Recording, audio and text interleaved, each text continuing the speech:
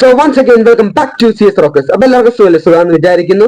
ആരെങ്കിലൊക്കെ എന്റെ ഈ വീഡിയോ ഇപ്പൊ ക്ലിക്ക് ചെയ്ത് ഞാൻ പറയുന്നത് കേട്ടോണ്ടിരിക്കുന്നുണ്ടെങ്കിൽ ദയവായിട്ട് ആ ലൈക്ക് ഒന്ന് അടിക്കുക കേട്ടോ. ആ ലൈക്ക് അടിക്കുന്നതിൽ നിങ്ങൾക്ക് ഒരു നഷ്ടവുമില്ല. പക്ഷെ നിങ്ങൾ അടിക്കുന്ന ഓരോ ലൈക്ക് എനിക്ക് എത്രമാത്രം സന്തോഷം തരുന്നറിയോ. അപ്പൊ ദയവായിട്ട് ആ ലൈക്ക് ഒന്ന് അടിക്കണേ.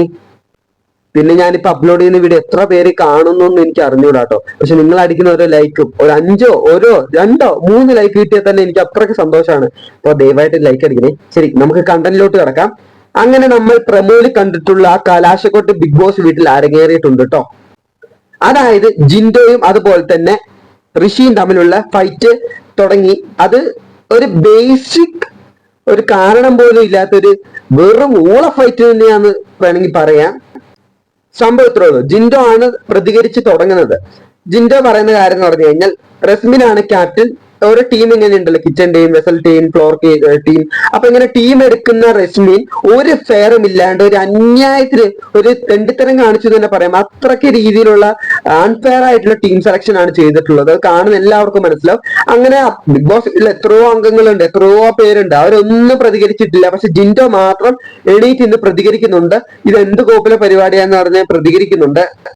അപ്പോഴേക്കും റസ്മിനെ വക്കാലത്ത് പിടിച്ച് ഋഷി കയറി വന്നിട്ട് പറയാണ്, നിങ്ങൾ അന്ന് മാപ്പൊന്നും ചോദിച്ചില്ലല്ലോ എന്നൊക്കെ പറഞ്ഞ് അലമ്പുണ്ടാക്കി തുടങ്ങുകയാണ്.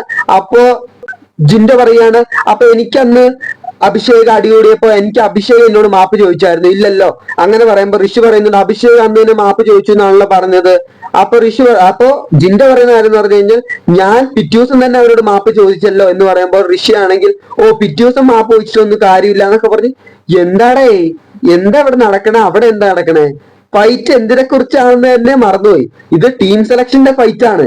അത് ഫെയർ അല്ലാത്തതുകൊണ്ടാണ് ഈ അടി തുടങ്ങുന്നത് തന്നെ. പക്ഷെ ഇത് കൊണ്ടുപോയി വെച്ചേക്കണം മാപ്പ് ചോദിക്കാത്ത ഏതോ കേസില്. അപ്പൊ ജിൻഡോ പറയുന്ന കാര്യം എന്ന് പറഞ്ഞു കഴിഞ്ഞാൽ, ഈ ബിഗ് ബോസ് വീട്ടില് എപ്പോഴോ നടന്ന അടിക്ക് 10 വർഷമോ 5 ആഴ്ചയോ 100 ആഴ്ചയോ എത്രയോ ദിവസം കഴിഞ്ഞിട്ട് സോറി ചോദിച്ചവർ വരെ ഉണ്ട്. അത് അക്സെപ്റ്റ് ചെയ്തവരും ഉണ്ട്.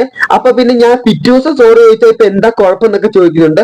പക്ഷെ ഋഷി അതൊന്ന് കേക്കട മട്ടില് ഭയങ്കര ഹൈപ്പറായിട്ട് ആവശ്യമില്ലാത്ത കാര്യത്തിന് ചൂടാവുകയാണ്. ഋഷിന്റെ സ്വഭാവം എന്ന് പറഞ്ഞു കഴിഞ്ഞാൽ നിഷ്കളങ്കയായിട്ടുള്ള ഒരു മനസ്സാണ്. പക്ഷെ ആരെങ്കിലൊക്കെ എന്തെങ്കിലും കുശുമ്പും കുഞ്ഞായ്മയ്ക്ക് പറഞ്ഞു കൊടുത്തു കഴിഞ്ഞാൽ അതിന് കയറി പ്രതികരിക്കും ഒരു വ്യക്തിയാണ് ഋഷി. ചുരുക്കം പറഞ്ഞു കഴിഞ്ഞാൽ ഋഷിന്റെ റിമോട്ട് അടുത്തുള്ള കൂട്ടുകാരികളുടെ അടുത്ത് തന്നെയാണ് എന്ന് വേണം പറയാൻ. ഒന്ന് അൻസിബയുടെ കയ്യിൽ, ഈ റിമോട്ട് എനിക്ക് തോന്നുന്നു ശ്രീലേഖയുടെ കയ്യിലാണ്. ശ്രീലേഖ ഇരികേറ്റി വിടുന്ന കാര്യമൊക്കെ നമ്മൾ കണ്ടിട്ടുള്ളതാണ്. അപ്പോ എനിക്ക് തോന്നുന്നു ഇതിപ്പോ ആരിങ്ങനെ ഇരികേറ്റി വിട്ടതാണെന്നറിയില്ല. അതിന്റെ ഒരു ഭാഗമായിട്ടാണ് ഋഷി കുറെ ദിവസം ആ ഒരു ദേഷ്യം അടക്കി വെച്ചിട്ട് പൊട്ടി, അല്ലെങ്കിൽ തന്റെ മനസ്സിൽ നിന്ന് വന്ന ഒരു കാര്യമായിരിക്കാം. മറ്റേ ഗെയിമിൽ ഇങ്ങനെ പിടിച്ചു വെച്ചില്ലേ, അതിനെ കുറിച്ച് വന്നതായിരിക്കാം. അതിന്റെ ദേഷ്യം തീർക്കുന്നതായിരിക്കാം.